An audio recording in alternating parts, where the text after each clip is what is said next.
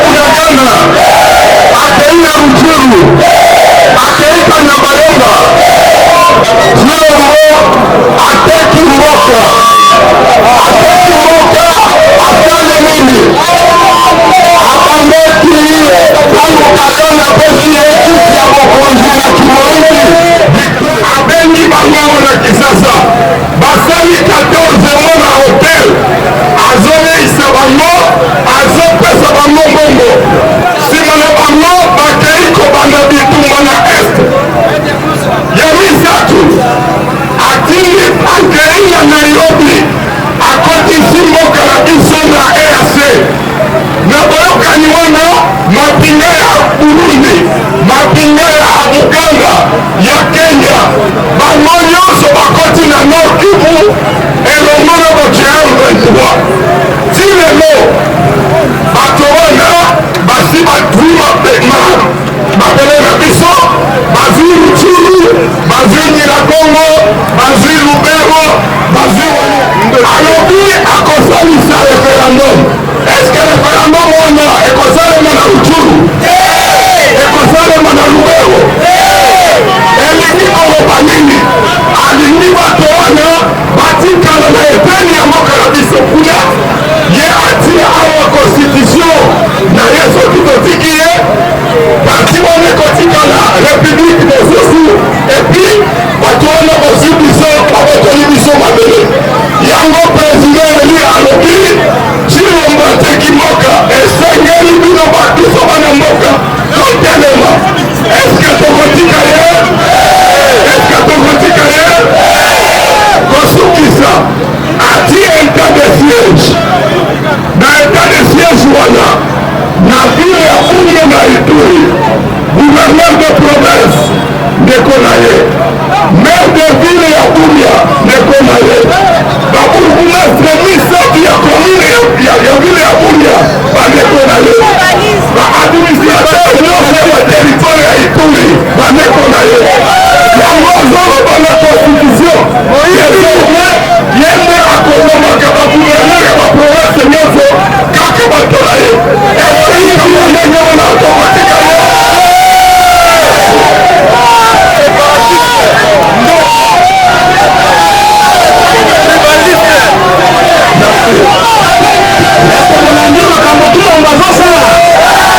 akosani constitution makambo akosani biso tokana banzeka tokolalisa cilombo makalikali na nzela ya constitution lokomo ete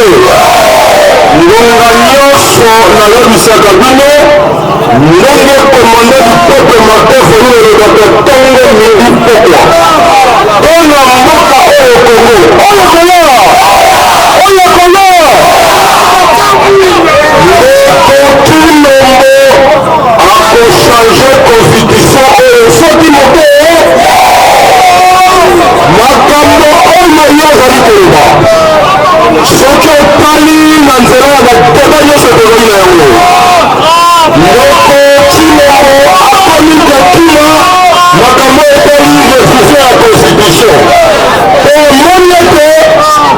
bakongole bana ya Martin Fayulu balakisi ete mboka ezali na bitumba bokomo ete soki constitution oyo lokola tozali na état de guerre elingi koloba boye ya liboso soki mboka ezali na bitumba oyo mpenza yali minduki yali kobeta pupupu ata odeklarege ete état de guerre ezali bokomo ete ya mibale soki yonesi azali na mboka ata bitumbelele mitone na nzela ya menace tokoki kodeklare guerre mpo na momana tozala na état de guerre bokomo ete alors ndeko Tulombo makambo azali koloba prepara yango banda kala soki ye apesi définition mosusu oyo ezali na constitution te seke azalaki kosala konguna na Rwanda mpo abongisa barwanda yango wana emoni akimi sikoyo akomi na changement ya constitution isiakolobi boye longola lokola soki opolakokola bana ya Martin Fayulu esele eza bakola bandimi bakola mbula bokomo ete yango wana alobi sikoyo achange constitution nyenye me constitution oyo tozali na yango na nzela ya article 64 alinéa 2 balobi mboka na biso ezali na régime constitutionnel bokomo ete elingi koloba boye makambo oyo nyonso tokosala il faut respecter constitution moto nyonso oyo akoluka balobi tentative eke basali coup d'état bokomote yango tolobi boye constitution oyo toza nango ebeli coup d'état donc soki ye aluki na tentative oyo azali nango oyo azali koluka changer constitution tokofinga ye ndenge miteko ya constitution lobi ya opitraiso bakosambisa ye na constitution lobi boye etiri wana mpona balandela ye ezali na mbula ta moke te esika nyonso bazala kolanda ye mbula nyonso bakongole bakolanda ye po abuki libeko ya constitution bokoboye te yango wana tolobi boye mosala na ye na lolenge nyonso azaki yango constitution elobi boye ntango ya protection alobi il faut défendre la constitution bana kongo oyo wana article 74 ya constitution l'article mosusu 69 alinéa 2 elobi mosala na ye ezali koferye na respect ya constitution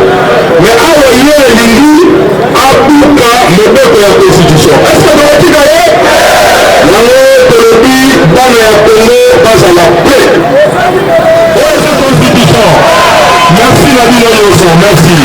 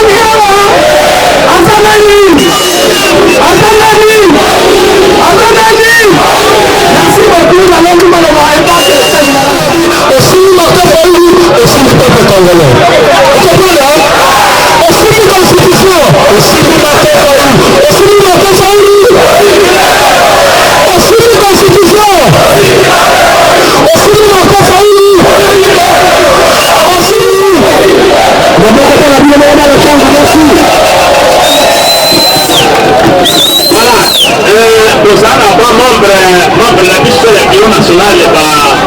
baye awa bazebele bakolakula ikoboya babango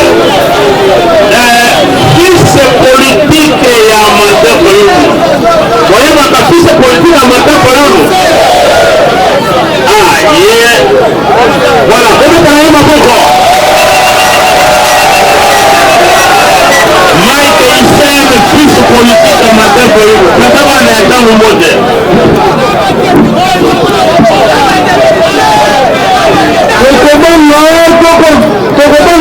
tokobangisa wana lingaka bitumba balabala boza prena bitumba balabala nayebisi kabuya okanga bien nalobi kabuya bozona ngai wana lingaka bitumba balabala boza pre kabuya lobi ke il faut me changer constitution bolandi maître Moussa oyo azali avocat okudete mutazana nakudi mpe babina nayenani Kabuya ezaneli yango tolobi boye Kabuya anso bacriminel bamilisa idps a force du progrès anso bakomata asangisa bango nyonso tokuta yango bango na terrain neutre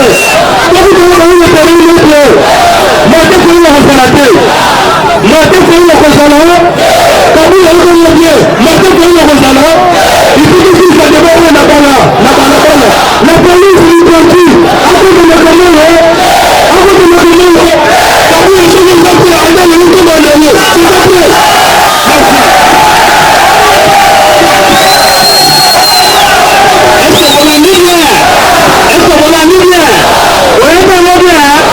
Voilà.